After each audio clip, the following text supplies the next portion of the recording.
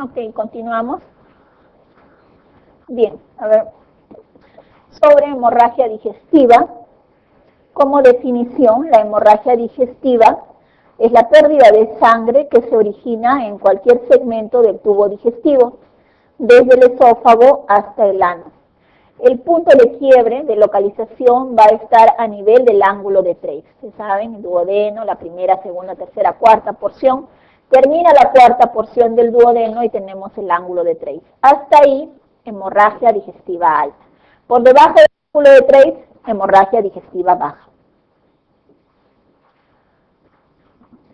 Y en hemorragia digestiva alta, vamos a tener las causas más frecuentes. Tenemos la lesión aguda de mucosa gástrica, la úlcera péptica duodenal, la úlcera péptica gástrica, la hipertensión portal con varices esofágicas y menos frecuente el síndrome de Mallory-Weiss. Entonces decíamos que la hemorragia digestiva alta es la hemorragia de localización desde el esófago hasta el ángulo de Treitz o ángulo duodeno-yeyunal.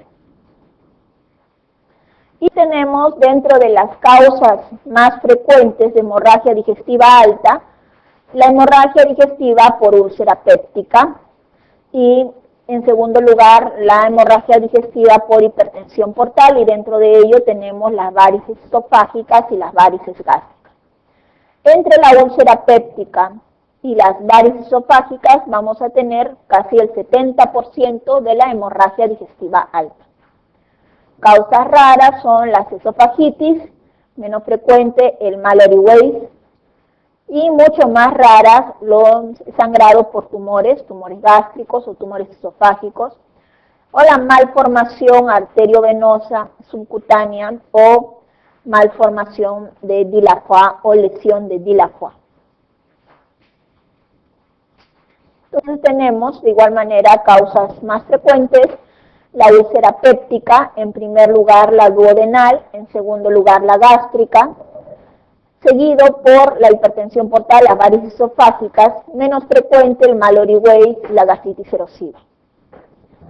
Menos frecuentes tenemos las neoplasias, las esofagitis, la lesión de Delafoy, es una malformación arteriovenosa en la capa submucosa, ectasias vasculares, la gastropatía hipertensiva portal, la ectasia vascular antral, las varices gástricas.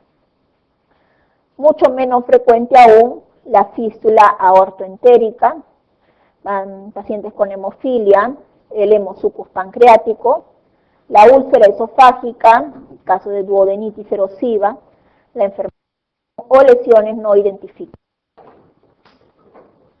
Es importante definir de dónde viene el paciente. Viene de su casa, en ese caso pensamos en úlcera péptica, varices esofágicas o lesión aguda de mucosa gástrica. En este grupo va a estar el 90% de pacientes. O si el paciente se encuentra hospitalizado, entonces el sangrado puede deberse a sepsis, a trastorno de coagulación, un CID, o enfermedades sistémicas como son la leucemia, que puede generar, además por trastorno de coagulación, sangrado. Dentro de los menos frecuentes les había dicho el síndrome de Mallory-Weiss, que son laceraciones longitudinales de la mucosa esofágica a nivel del esófago distal. Se deben a vómitos incoercibles generalmente asociados a alcoholismo. Los pólipos gástricos, los pólipos en estómago son bastante infrecuentes. Es diferente del pólipo en colon. El pólipo en colon es frecuente. Y el pólipo en colon más frecuente es el pólipo de naturaleza neoplásica o también llamado adenomatoso. En estómago, el pólipo es infrecuente. Y cuando se presenta, lo más frecuente es que sea un pólipo de naturaleza hiperplásica. O sea, no adenomatoso, no neoplásico. En segundo lugar, puede ser inflamatorio, pólipos juveniles. Ahora, el pólipo en estómago es raro.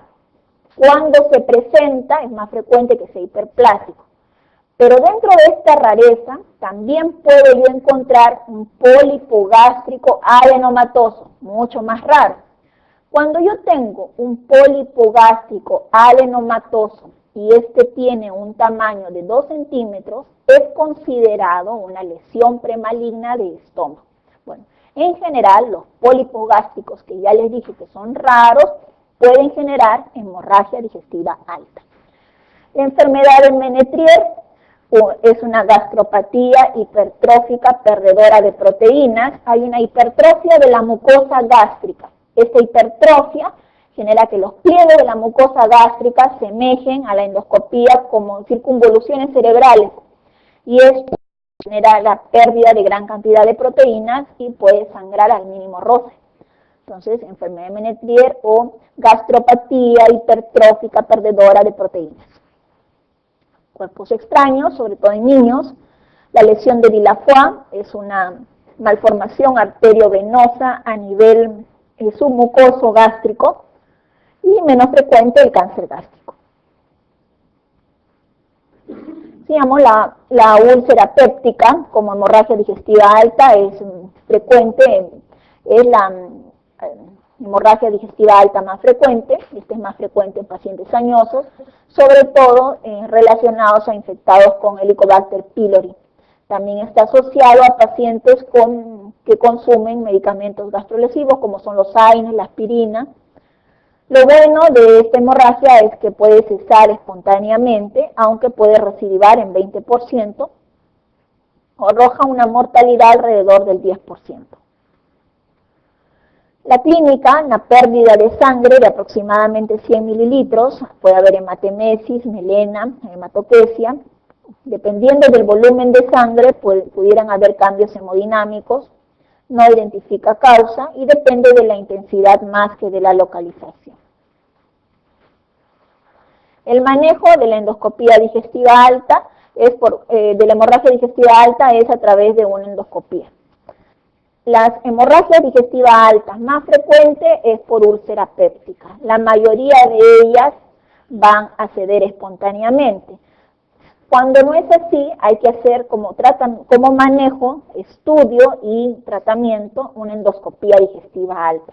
90% de las úlceras pépticas van a ser bien tratadas por vía endoscópica, ya sea con inyección de adrenalina, con coagulación de probeta caliente o con la aplicación de un clip. Hemorragia digestiva alta, lo primero, endoscopía alta, que va a ser diagnóstico, va a generar pronóstico, porque dependiendo del tipo de lesión, yo voy a decir esto va a recidivar o no va a recidivar. Y a la vez va a ser terapéutico, porque se puede inyectar adrenalina, se puede coagular con probeta caliente o colocar un clip. Y la clasificación de las hemorragias digestivas altas, no por naturaleza de hipertensión portal, o sea, no variciales, hemorragias digestivas altas no variciales, se clasifican por la clasificación de Forres. Y Forres dice a la endoscopía, tenemos el Forres 1, es cuando hay hemorragia activa, el Forres 2, cuando hay hemorragia reciente, y el Forres 3, cuando hay ausencia de signos de sangrado. Entonces tenemos Forres 1A, cuando a la endoscopía hay un chorro con vaso visible, y el vaso visible que está sangrando, ese es Forres 1A. 1B, cuando hay un sangrado en napa o en babeo. El Forres 2, ha habido una hemorragia reciente. En el 2A, yo veo el vaso visible, pero de momento no sangra. El 2B, cuando hay un coágulo adherido, y el 2C, cuando hay una base de hematina. En el Forres 3, cuando ya hay ausencia de signos de sangrado, cuando hay una base de fibrina. Ahora, si yo tengo un paciente que a la endoscopía es un Forres 1A, este va a recidivar en 90%. Si es un 2A, va a recidivar 50%, y el 2C y 3 recidiva menos del 5%. Es por eso que cuando yo hago una endoscopía y encuentro un Forres 1A, 1B, 2A, está definido que debe realizarse tratamiento endoscópico. O sea, si veo pues el chorro visible, que está en el chorro, el vaso sanguíneo que está sangrando, lo coagulo, o le pongo adrenalina, o lo clipo.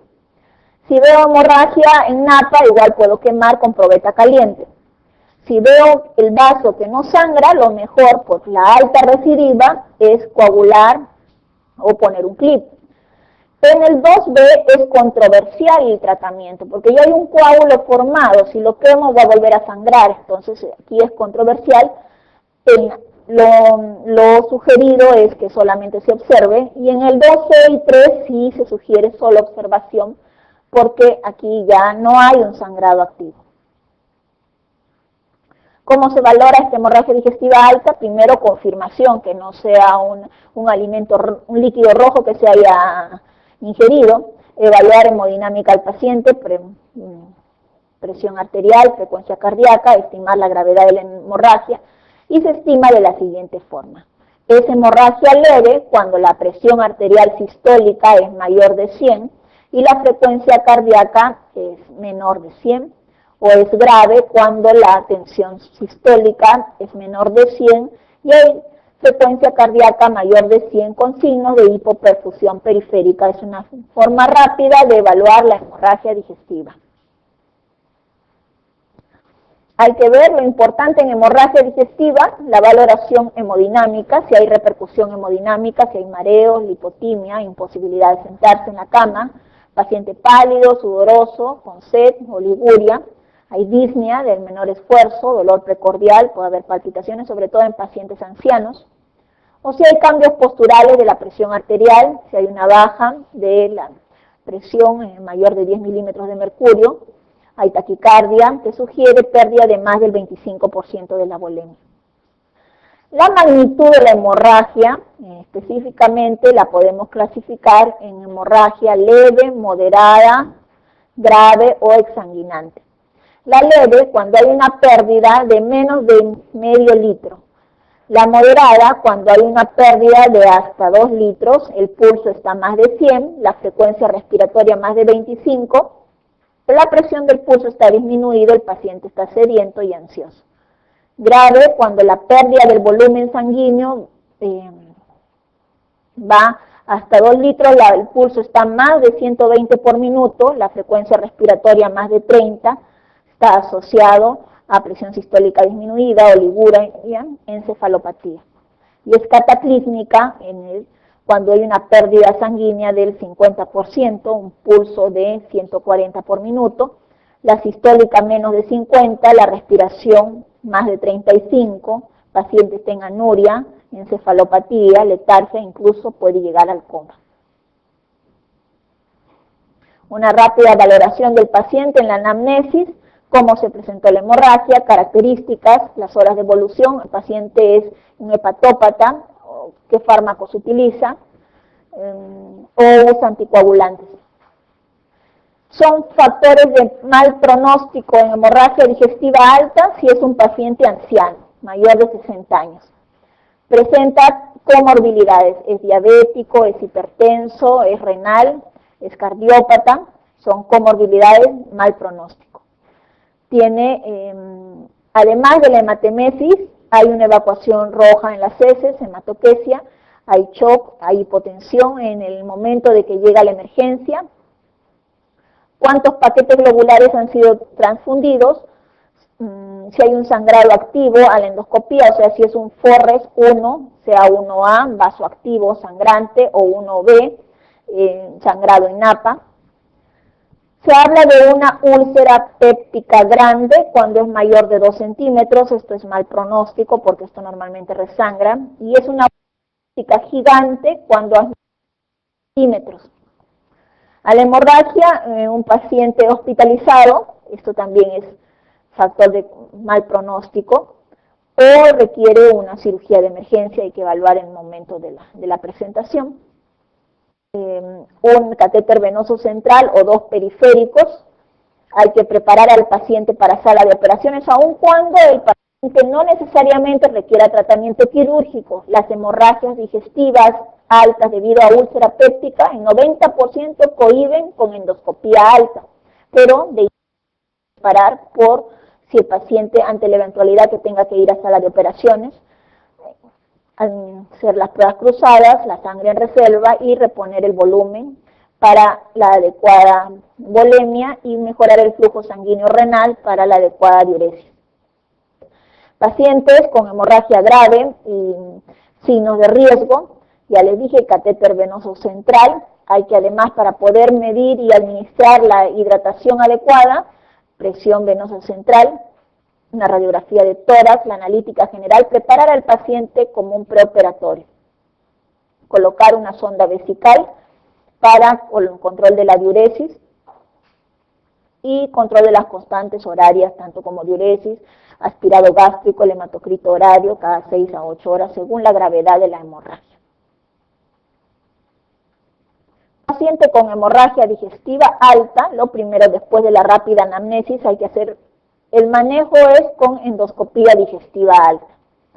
Si en la endoscopía hay signos de que sigue sangrando, es decir, un Forres 1, 1A, 1B o 2A, entonces se administra tratamiento endoscópico, que puede ser probeta caliente, adrenalina o colocación de clips, además de la administración endovenosa de inhibidores de bomba de protones.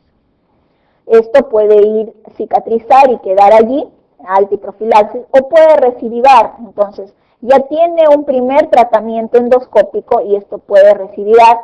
Entonces, ¿qué vamos a hacer? Si el paciente que tiene una recidiva, tiene una hipovolemia grave, una presión arterial menor de 100 y una frecuencia cardíaca mayor de 100, ya después de la primera recidiva con inestabilidad hemodinámica, va a tratamiento quirúrgico. Pero si no hay inestabilidad hemodinámica, el paciente puede ir a un segundo tratamiento endoscópico. Y si recidiva, puede finalmente ir a tratamiento quirúrgico. En el tratamiento, primero médico, hay que dar inhibidores de la bomba de protones en infusión, en bolo y luego en infusión continua, continuar con la vía oral a doble dosis, y a la endoscopía digestiva alta se puede colocar tanto clips metálicos, coagulación con probeta caliente o inyección de adrenalina. Se puede hacer una antrectomía. Cuando saco el antro gástrico, me queda el fondo y el cuerpo y me queda el muñón duodenal. Yo puedo anastomosar el cuerpo gástrico al duodeno, hacer una gastroduodenostomía o cirugía de tipo Billroth 1. O puedo hacer, y haciendo una asa yeyunal y hago una gastroyeyunostomía o cirugía de Billroth. También es aceptado en el sangrado por hipertensión portal, en las varices esofágicas. Epidemiológicamente se va a presentar en 30% de los cirróticos. 30% de este grupo va a sangrar y en la población de cirrótico alguna vez sangra. De ellos un tercio son fatales, 70% vuelven a sangrar. Son pacientes que constantemente ingresan a la emergencia por sangrado digestivo alto, por varices esofágicas y generan altos costos hospitalarios debido a ello. En hipertensión portal podemos tener más frecuentemente varices esofágicas. En segundo lugar pueden haber varices gástricas o en tercer lugar gastropatía hipertensiva dentro de la hemorragia digestiva alta por hipertensión portal. Estas 20% van a recidivar. 2/3 van a cesar espontáneamente y el principal factor pronóstico en la hemorragia digestiva alta por hipertensión portal va a ser el child, es decir, mejor pronóstico en el child A y peor pronóstico en el child C. Además, una hemorragia digestiva alta en un paciente cirrótico puede hacer variar su child. Un paciente child A puede evolucionar a child B después de una hemorragia digestiva alta, o si es un child B puede evolucionar a un child C después de la hemorragia. El tratamiento, las varices esofágicas, es, como vemos acá, la ligadura, la endoligadura endoscópica, y el tratamiento de elección en varices esofágicas.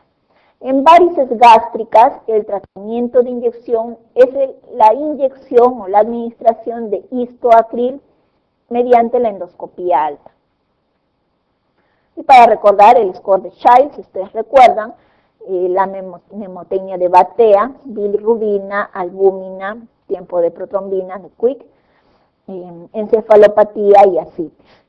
3 parámetros de laboratorio y 2 parámetros clínicos.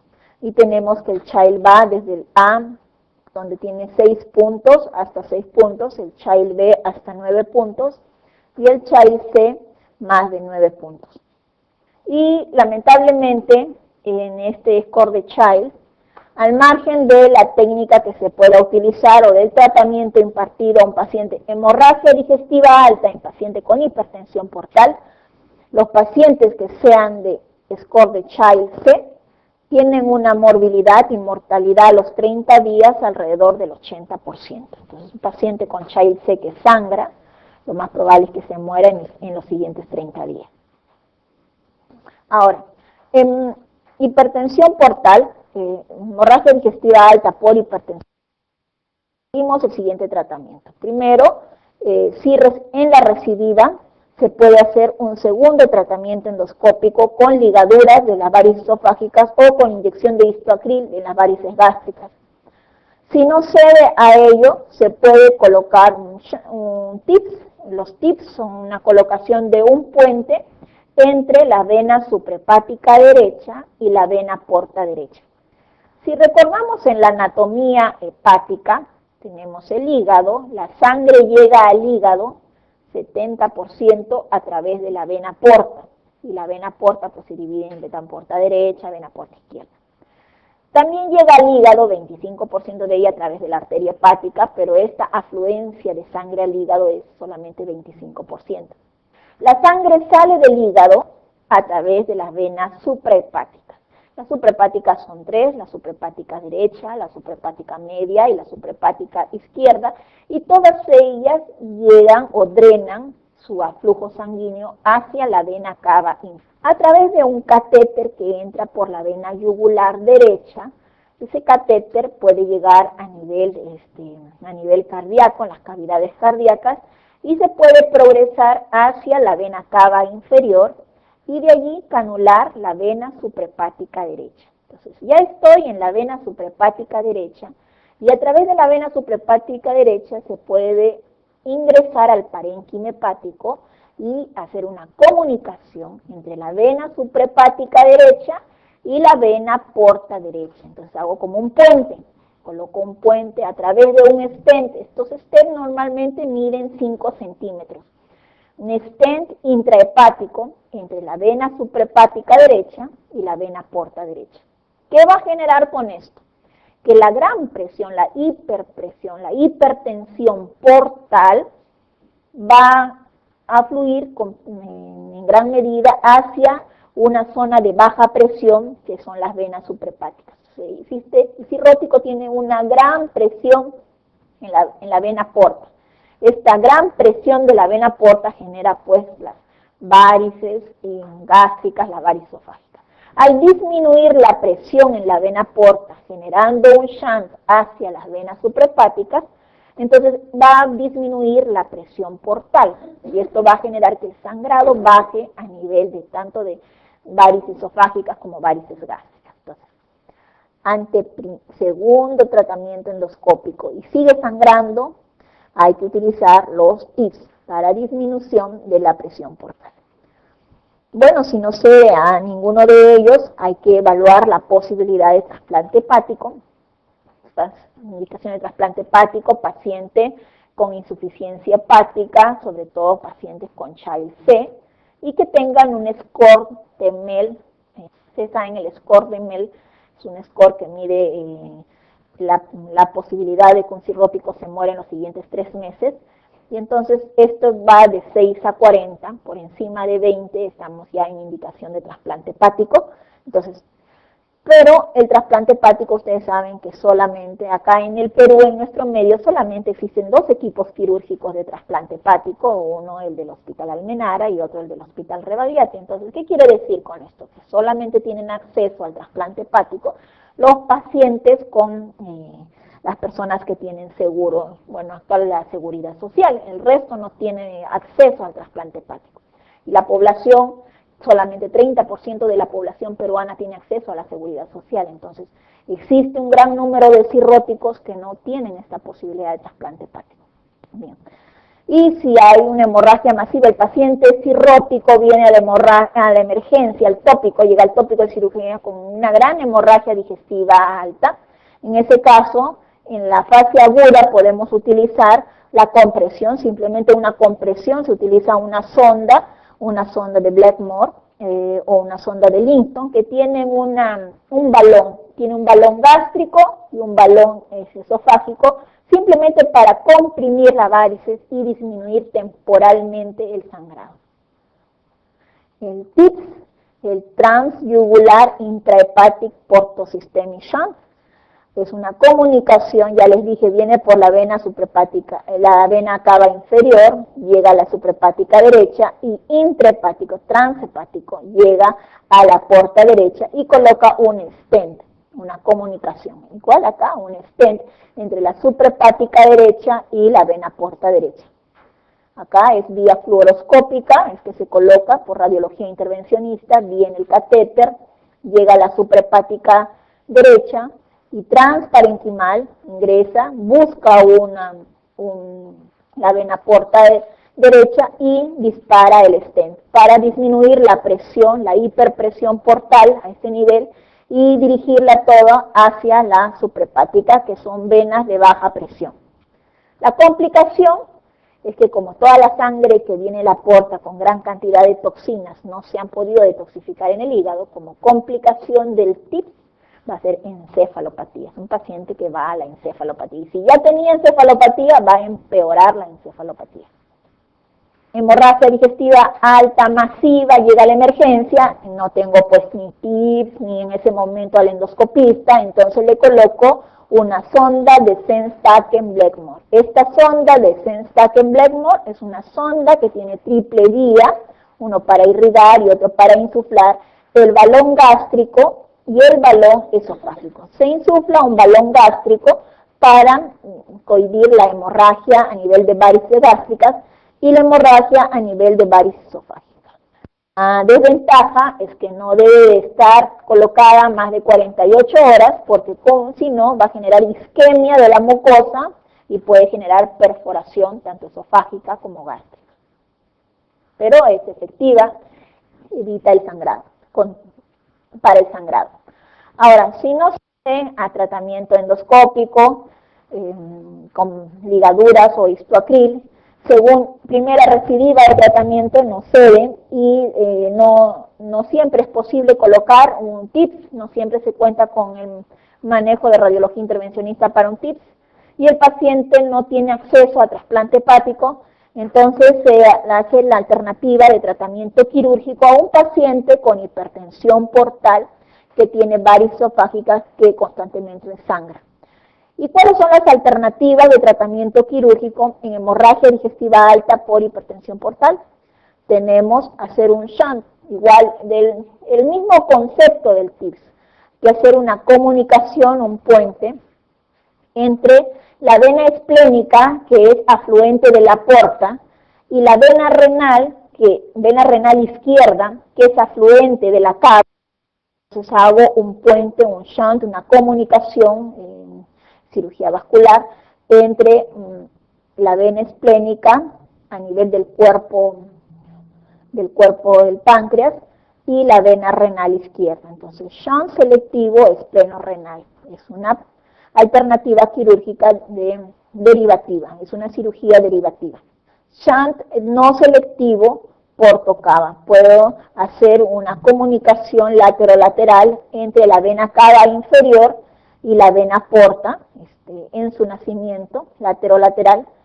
Obviamente esta cirugía también va a generar alta posibilidad de encefalopatía, porque casi todo el afluente de la vena porta directamente está yendo a la cava, al sistema de todo el organismo.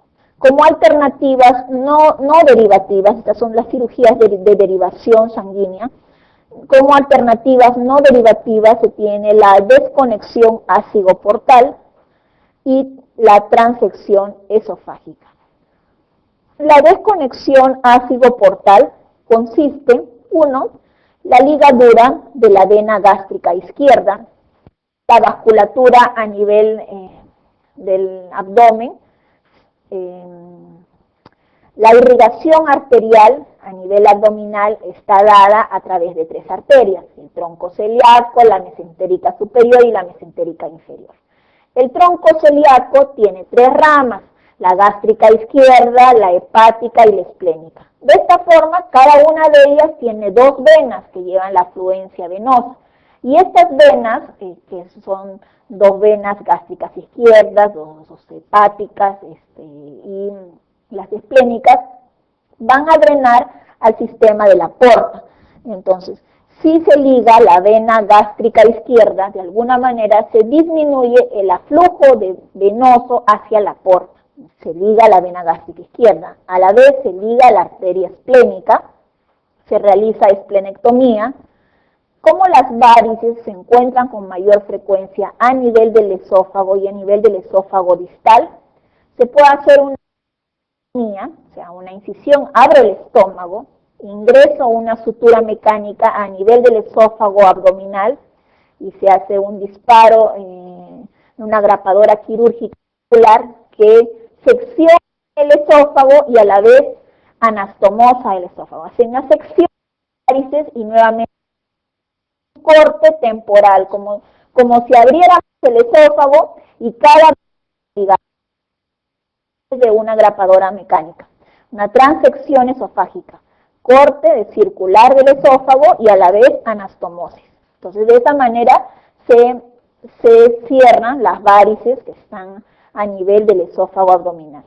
Obviamente, como la hipertensión anteriormente va a recidir, se van a formar las varices.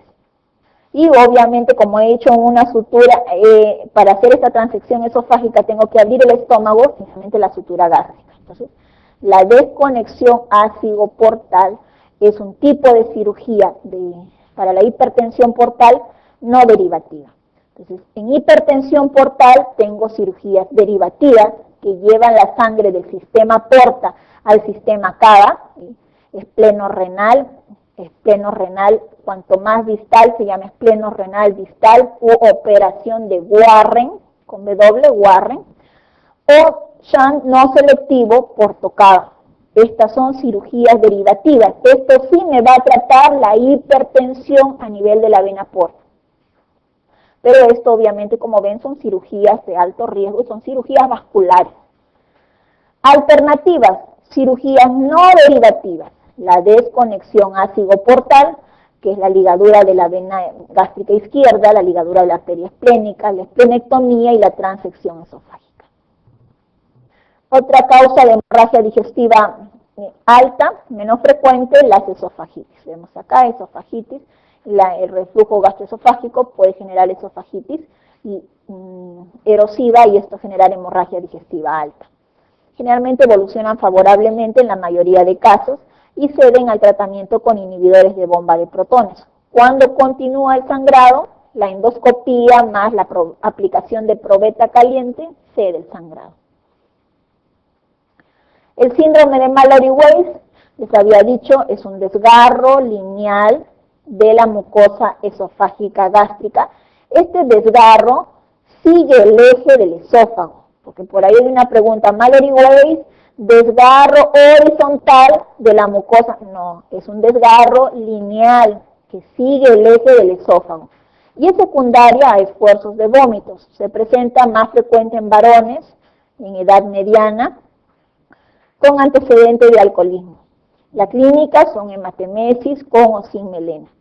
Hay una pérdida de sustancia de 1 o 2 centímetros en nivel de la unión gastroesofágica. Son lesiones, vuelvo a repetir, lineales, verticales, a nivel del tercio inferior del esófago. El tratamiento es la hemostasia endoscópica en caso de sangrado activo y normalmente ceden 48 horas y cicatrizan en 10 días. Dilafoy, aquí una lesión de Dilafoy, lesión vascular que compromete una arteria voluminosa y se localiza a nivel de la submucosa. Frecuente en la clínica en hombre añoso, que se presenta hemorragia digestiva alta masiva, localización gástrica a nivel del fondo es más frecuente, y cuando sangra pueden cohibirse la hemorragia con endoscopía digestiva alta. El tratamiento endoscópico es lo más indicado, y la probeta caliente, lo mejor. También se puede usar clips. ¿Cuándo voy a indicar cirugía en la hemorragia digestiva alta? Si en un día ya transfundí 4 paquetes globulares, o si en varios días ya voy 6 paquetes globulares, o si se trata de un resangrado en paciente con alto riesgo con comorbilidad. O sea, es decir, si tengo un paciente con comorbilidades que me hacen presuponer que sus tejidos, ya sean duodenales o gástricos, son de mala calidad, y el segundo tratamiento endoscópico voy a perforar la mucosa, entonces en ese caso mejor indico tratamiento quirúrgico. Y son signos de factores de riesgo, las úlceras gástricas gigantes, mayores de 3 centímetros, los pacientes añosos, en estos casos primer sangrado, la segunda hay que indicar cirugía, o pacientes con comorbilidad, diabéticos, hipertensos, cardiópatas, insuficiente renal, son pacientes en los cuales después del primer tratamiento endoscópico, al segundo sangrado hay que indicar tratamiento quirúrgico. Si es un paciente sin comorbilidad, menos de 60 años, a ese sí le puedo hacer un segundo tratamiento endoscópico. Cuando tengo un vaso visible, endoscopía digestiva alta y es un Forres 1A, y hago probeta caliente, sigue sangrando. Le coloco adrenalina, sigue sangrando. Le coloco un clip, sigue sangrando este paciente, hay que llevarlo a sala. Y en la hemorragia digestiva baja, aquella que se produce por debajo del ángulo duodeno-yeyunal o ángulo de Treitz, hasta el ano. Las causas hay que dividirlas de acuerdo a si estas son masivas o no masivas. La primera causa de hemorragia digestiva baja no masiva, las hemorroides. La primera causa de hemorragia digestiva baja masiva, primero, la enfermedad diverticular del colon, o puede estar como alternativa diverticulosis. No es la diverticulitis es el que produce como la tipo apendicitis en la fosa ilíaca izquierda, es un proceso inflamatorio que no sangra, y se da proceso de abdomen agudo inflamatorio. No. Entonces, hemorragia digestiva baja, masiva, primera causa, enfermedad diverticular del colon o diverticulosis. En segundo lugar, la malformación arteriovenosa o angiodisplasia.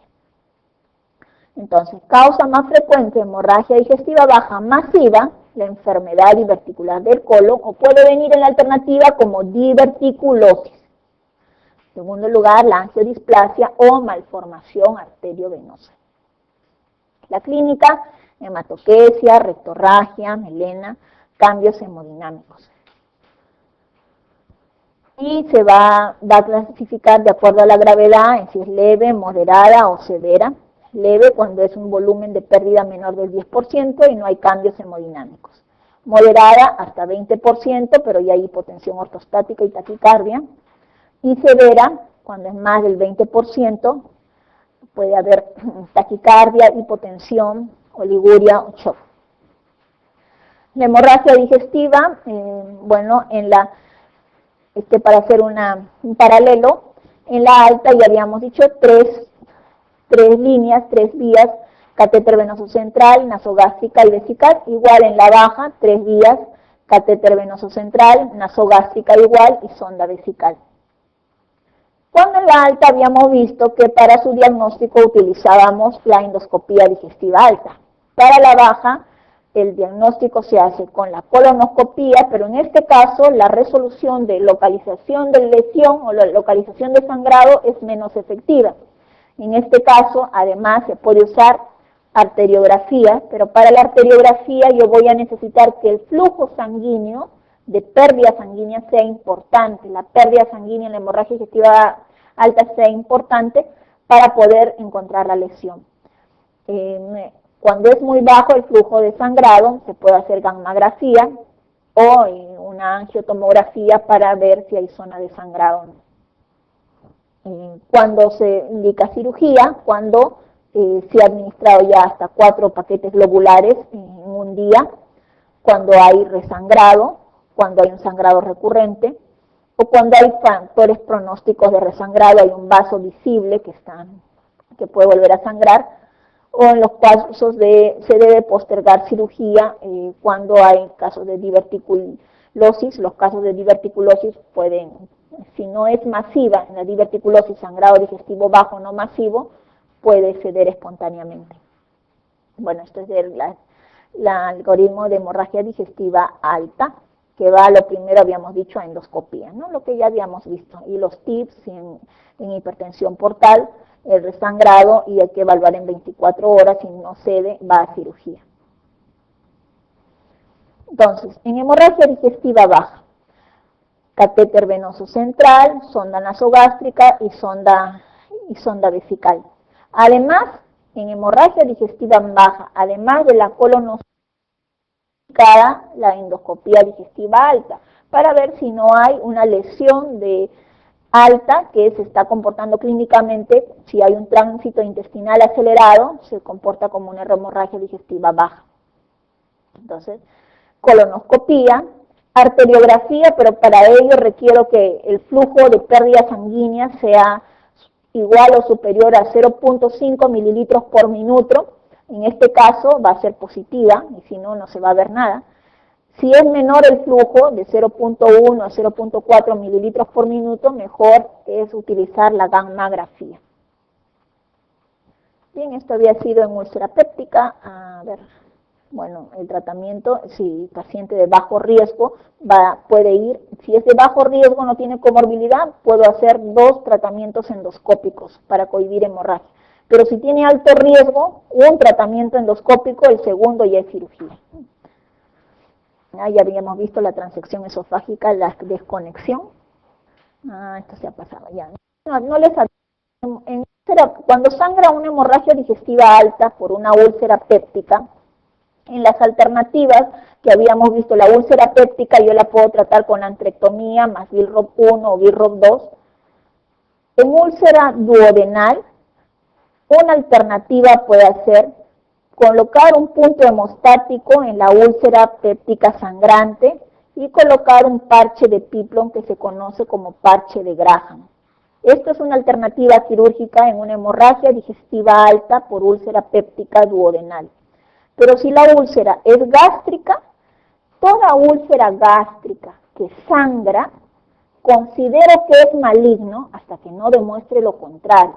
Entonces, si tengo la úlcera gástrica que sangra, yo debo en la cirugía resecar los bordes de la úlcera y mandar anatomía patológica y hacer la sutura igual de la úlcera. Puedo hacer antrectomía o simplemente sutura de la úlcera y cierre.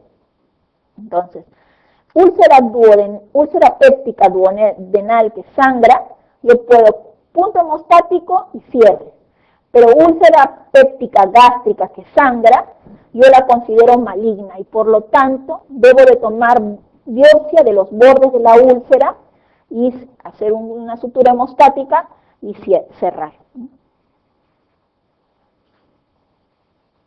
Las lesiones agudas de mucosa gástrica pueden deberse a úlceras, paciente quemado, se llama úlcera de Curling, o pacientes con lesiones del sistema nervioso central, las úlceras de Cushing, generalmente ceden a manejo médico. En raros casos van a manejo endoscópico. Ok, hasta ahí hemorragia digestiva. Vamos a ver ahora sobre úlcera péptica. Ya habíamos visto en partes. La úlcera péptica se define como la patología en la cual se produce una pérdida de la sustancia que compromete todo el espesor de la mucosa, parte de la submucosa, incluso puede llegar hasta el espesor de toda la pared, ya sea del estómago o del duodeno. Cuando una úlcera péptica cicatriza, esta cicatriza hacia la fibrosis. Si se encuentra a nivel de la curvatura mayor, no va a haber problema, va a cicatrizar y nuevamente se va a formar la mucosa. Pero cuando se encuentra a nivel prepilórico, tiene un proceso retráctil, cicatricial, y va a generar una estenosis pilórica. La complicación de la úlcera péptica, la estenosis a nivel pilórico. ¿Sí? Va a generar un síndrome pilórico. En cuanto a la prevalencia, está alrededor del 8%. Y esto ha bajado mucho, sobre todo desde los años 90, por la aparición de los inhibidores de la bomba de protones. Se habla que en la fisiopatología de la úlcera péptica se debe a un desequilibrio entre los factores protectores de la mucosa gastroduodenal y por otro lado los factores agresores como son el tabaquismo, el estrés, la infección por el H. pylori. En general dije, la prevalencia de la úlcera péptica está alrededor del 8%. La úlcera péptica puede ser de localización gástrica o puede ser de localización duodenal. Lo más frecuente, 4 veces más frecuente la úlcera duodenal en relación a la gástrica. Cuando se trata de una úlcera duodenal, es más frecuente en el sexo masculino en la relación de 3:1. Si esta es gástrica, es igual por ambos sexos. Y en la localización más frecuente, si yo tengo una úlcera duodenal, lo más frecuente es que esté en la cara anterior de la primera porción del duodeno. En segundo lugar, en la cara posterior de la primera porción del duodeno. Y menos frecuente a nivel de la segunda porción del duodeno. Ahora, yo tengo una úlcera péptica duodenal. Lo más frecuente es la cara anterior de la primera porción del duodeno. Pero también puede encontrarse en la cara posterior de la primera porción del duodeno. Cuando yo tengo una úlcera péptica duodenal de la cara posterior del duodeno, como está en estrecha relación con el páncreas, si esta úlcera de la cara posterior del duodeno se complica, se perfora, no va a ser una peritonitis por perforación de víscera hueca. ¿Por qué? Porque está pegado al páncreas. Va a dar un cuadro de pancreatitis. En ese caso se llama una úlcera péptica penetrada. O sea, una úlcera péptica penetrada es una úlcera del duodeno, de la cara posterior del duodeno. No hay úlcera penetrada en estómago. ¿Por qué? Porque no vamos a tener ahí cerca del páncreas, ¿no? Bien. En estómago, lo más frecuente es a nivel de la curvatura menor a nivel del antro.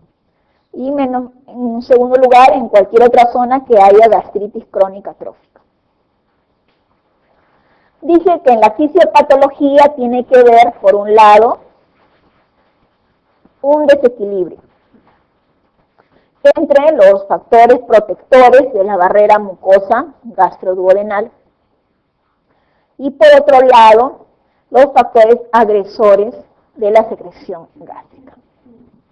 Entonces, factores protectores tenemos la capa superficial de mocos que es estimulada por las prostaglandinas, un recambio del epitelio de superficie y una vasculatura mucosa que aporte adecuadamente bicarbonato y oxígeno.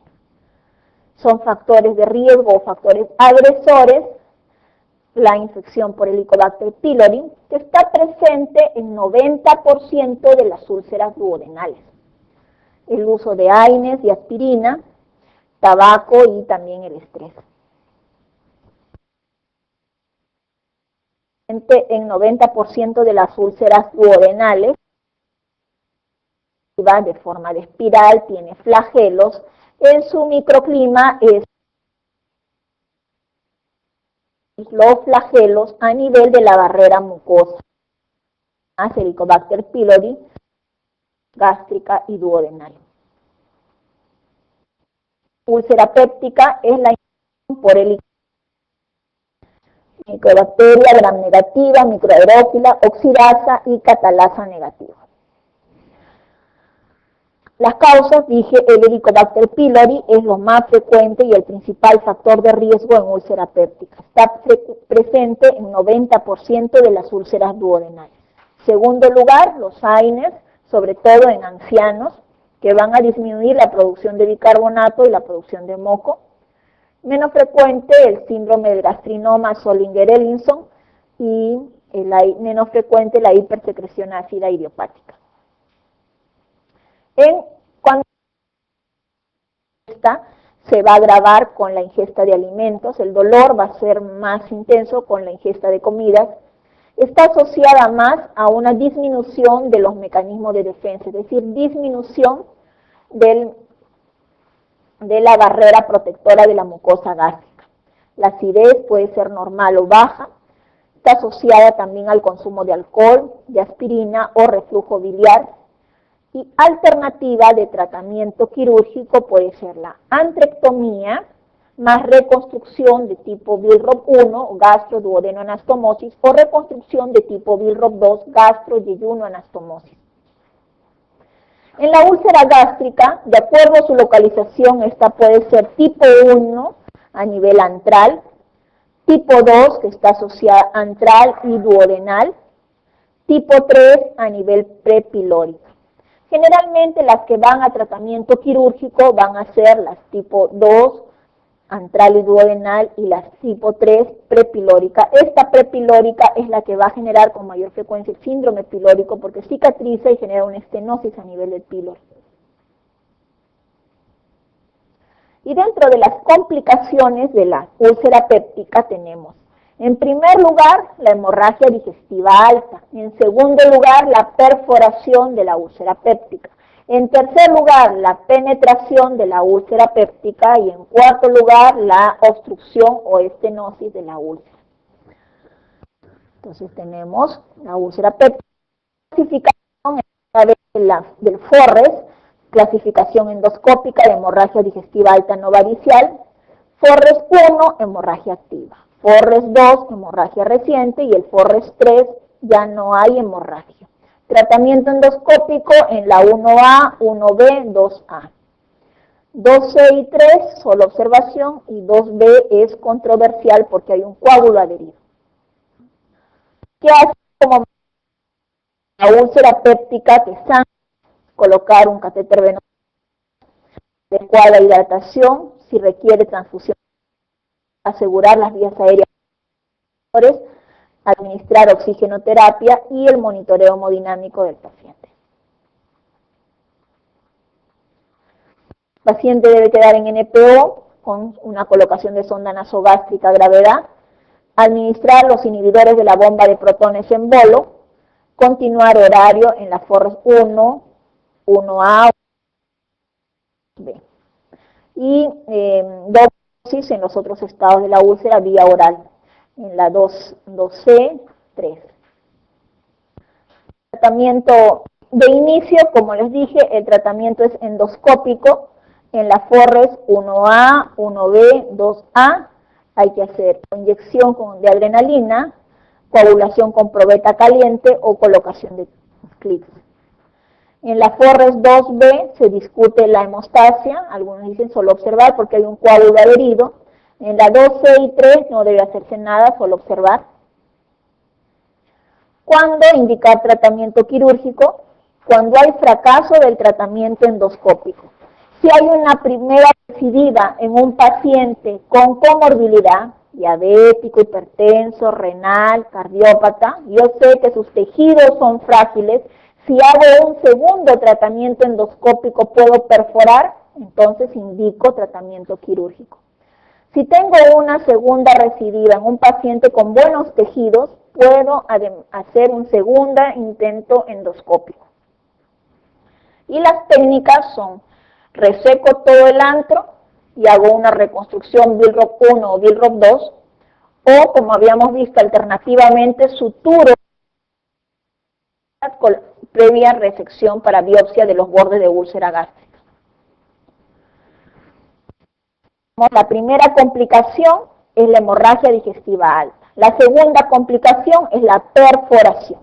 Igual, si yo tengo una perforación de una úlcera, si es duodenal, cierro la perforación y coloco parche de Graham o parche de Pitt. Si es gástrica, hay que hacer biopsia de los bordes de la lesión, suturar y cerrar. Imagen, radiografía de tórax, debajo de la cúpula diafragmática, neumoperitoneo, indica perforación de una víscera hueca. Por orden de frecuencia, las úlceras pépticas. Indicación quirúrgica: cuando una úlcera gástrica péptica es quirúrgica, cuando no se ha descartado que haya cáncer, y cuando no se descarta cáncer, cuando se trata de úlceras gigantes mayores de 3 centímetros, lo primero que pienso es que sea cáncer. A ver. En tratamiento médico, o sea, si un paciente tiene una úlcera péptica va al gastroenterólogo, recibe tratamiento médico, ya sea contra el Helicobacter pylori más los inhibidores de la bomba de protones. En úlcera gástrica, espero hasta 10 semanas de tratamiento médico bien seguido, no cede, tratamiento quirúrgico. En úlcera duodenal, espero hasta 8 semanas de tratamiento médico bien seguido, no cede, tratamiento quirúrgico. Además, si tiene alguna complicación, ya sea está perforada o hay una hemorragia digestiva alta que no cede al tratamiento endoscópico, o si es la tipo 2, que es la gástrica y duodenal, o la tipo 3 prepilórica, estos normalmente van a ir a tratamientos quirúrgicos. Entonces, ahí están las complicaciones de la úlcera péptica. Primero, la hemorragia. Segundo, la perforación. Tercero, la penetración. Y cuarto, la obstrucción. De ellas, la hemorragia requiere tratamiento endoscópico y va a cohibir la hemorragia en el 90% de casos. El resto, tratamiento quirúrgico. De inicio, la penetración, como va a cursar con un cuadro de pancreatitis aguda, si es una pancreatitis aguda leve, solo tratamiento médico, pero si no mejora y el paciente sigue con inestabilidad hemodinámica, va a ir a tratamiento quirúrgico. Una úlcera gástrica tipo 3, que se abre, cicatriza, se abre, cicatriza y luego hace una estenosis pilórica, me hizo la endoscopía, genera una gran dilatación gástrica y genera un síndrome pilórico. Aquí yo puedo o resecar el antro y hacer Billroth 1 o Billroth 2, o simplemente ascender un asa yeyunal y hacer un bypass gastro-yeyunoanastomosis. Son alternativas de estenosis por úlcera péptica. Una radiografía de estómago contrastada donde observo una gran dilatación gástrica. Aquí tengo que hacer tratamiento quirúrgico porque esto no va a haber inhibidor de la bomba de protones que mejore esta distensión. Entonces, hay que hacer, está frecuente en 8% de las úlceras pépticas gástricas, cuando la úlcera se ha localizado más en el bulbo o posvulvar, y la clínica van a ser vómitos alimentarios no biliares, porque está a nivel del píloro, postprandiales tardíos, y al laboratorio encontraremos alcalosis metabólica, hipocalémica, hipoclorémica. La clínica de estenosis, el dolor postprandial epigástrico, náuseas y vómitos, hay saciedad precoz, plenitud gástrica, puede haber indigestión, anorexia, malnutrición. Como vomita, paciente deshidratado, el estómago dilatado, hay una masa timpánica en epigastrio y hay ondas peristálticas visibles en epigastrio. El diagnóstico se hace la endoscopía digestiva alta o al test de solución de cloruro o al estudio de vaciamiento gástrico con radionucleótidos. Tratamiento médico se hace primero una reanimación del paciente, la colocación de una sonda nasogástrica, la adecuada hidratación para un paciente deshidratado porque tiene formación de un tercer espacio en el estómago, administrar drogas antisecretoras y el tratamiento del Helicobacter pylori. En la malnutrición severa se puede además asociar nutrición enteral por yeyunostomía o nutrición parenteral total. El tratamiento quirúrgico, cuando hay fracaso al tratamiento médico, cuando hay falla en la dilatación endoscópica con balón, o se reseca el antro y se hace una anastomosis Billroth 2, o puede ser Billroth 1 también, o se hace simplemente un bypass, como les había dicho, una gastro-yeyunoanastomosis. Las indicaciones en úlcera gástrica, aquí es hasta 10, por favor, acá es hasta 10 semanas de tratamiento. En úlcera duodenal, hasta 8 semanas de tratamiento médico bien seguido. Y las técnicas, pues, antrectomía más reconstrucciones gastroduodenales o Billroth 1, gastroyeyunales o Billroth 2. Igual en duodenal. Cuando tengo una úlcera péptica perforada, esto vale como un abdomen agudo quirúrgico perforativo. Es un abdomen agudo que requiere laparotomía y por lo tanto hago laparotomía, exploración de la cavidad, toma de líquido para cultivo. Si es gástrica, reseco los bordes de la úlcera para anatomía patológica, y si es duodenal simplemente cierro la úlcera, una limpieza peritoneal. Las complicaciones de esta cirugía son el dumping, la diarrea, una gastritis también por reflujo. Ahora, úlcera péptica, alternativas de tratamiento, dijimos, antrectomía más reconstrucción Billroth 1 o Billroth 2. Estas antrectomías pueden o no estar asociadas a vagotomías. Y las vagotomías pueden ser tronculares, cuando se seccionan los nervios vagos a nivel del esófago abdominal. Habíamos visto que existen 5 centímetros de esófago abdominal. En esos 5 centímetros de esófago abdominal nosotros encontramos los nervios vagos.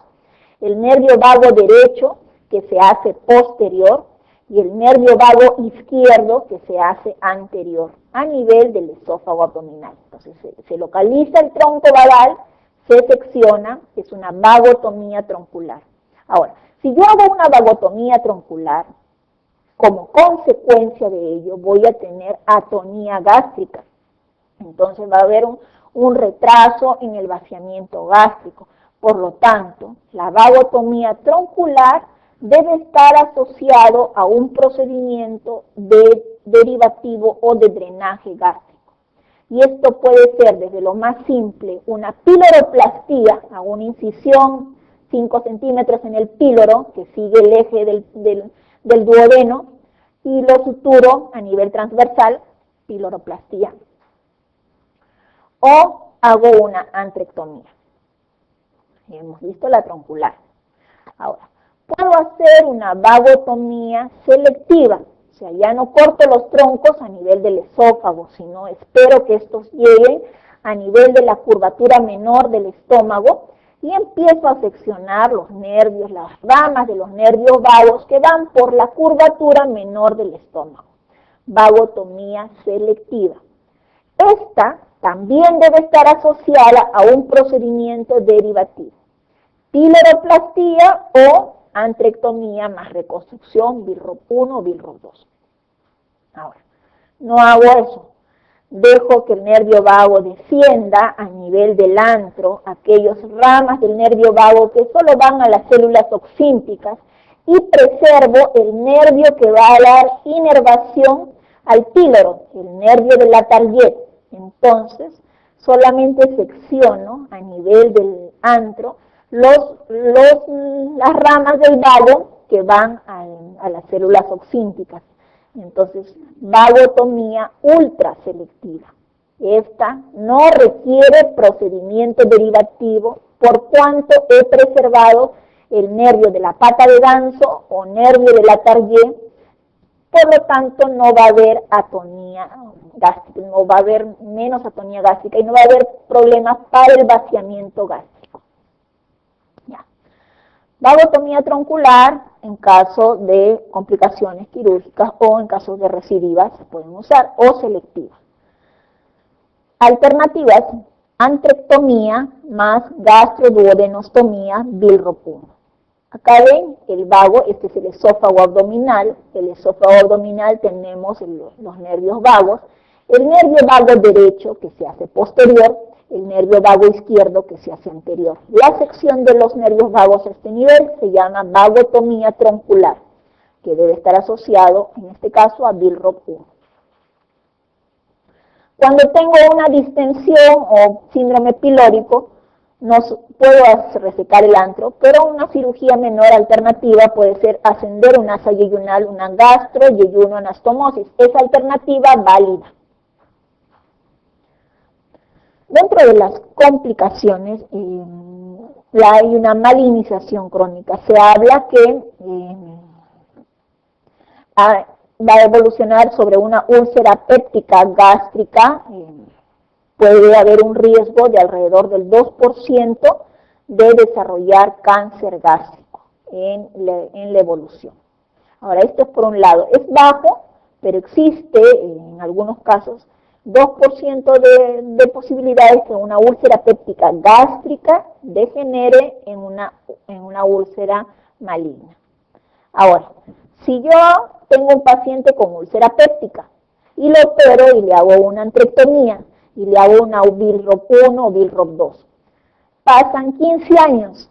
Sobre la línea de sutura de la Billroth 1 o de la Billroth 2 puede crecer un cáncer gástrico. Existe mayor riesgo de cáncer gástrico o es factor de riesgo para cáncer gástrico paciente operado de antrectomía más cirugía de reconstrucción Billroth, más en la Billroth 2, porque se dice que el reflujo alcalino, el reflujo, genera una zona irritativa sobre la línea de sutura y sobre esta zona, en una evolución de 15 años, puede asentar un cáncer gástrico. Normalmente son de difícil diagnóstico, los pacientes tienen leves molestias y cuando llegan a la atención con síntomas, ya generalmente son enfermedades avanzadas. Si tenemos una enfermedad temprana, esto puede ser, si tengo un cáncer gástrico de estómago remanente, porque esto es cáncer del estómago remanente, no se trata de que ya hace 15 años tenía cáncer gástrico y que ahora está creciendo, porque en 15 años ya el cáncer gástrico hubiera matado al paciente. No es. Es un cáncer que crece sobre un estómago remanente después de una cirugía gástrica benigna. Entonces, si es en etapa incipiente, se puede hacer una gastrectomía total, más disección ganglionar y puede ser bien tratado el paciente. Lamentablemente, estos pacientes llegan ya en estadios avanzados de enfermedad. Entonces, una cosa es la úlcera péptica crónica gástrica que tiene mayor riesgo que la población en general de desarrollar cáncer, y otro factor de riesgo es el paciente postoperado de gastrectomía por enfermedad benigna sobre la línea de sutura puede generar cáncer gástrico. Bueno, ahí vemos las alternativas quirúrgicas, vagotomía, que puede ser troncular, selectiva, asociados a antrectomía, y las reconstrucciones de Billroth. A mayor cirugía, obviamente, va a haber menor recurrencia, pero mayor mortalidad. Entonces, si solamente se hace una vagotomía, hay mayor recurrencia, menor mortalidad, pero si yo hago una mayor cirugía, obviamente menor recurrencia y mayor mortalidad.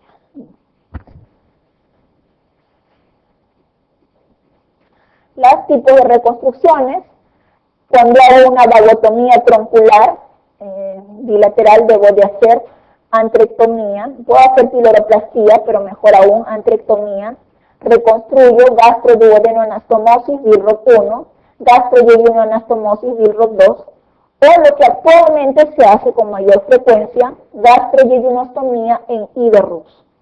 Cuando hay recidiva de úlcera péptica después de un Billroth 1 o después de un Billroth 2, lo recomendado es cambiar la cirugía o convertir la cirugía a una derivación de tipo IDO-RUS.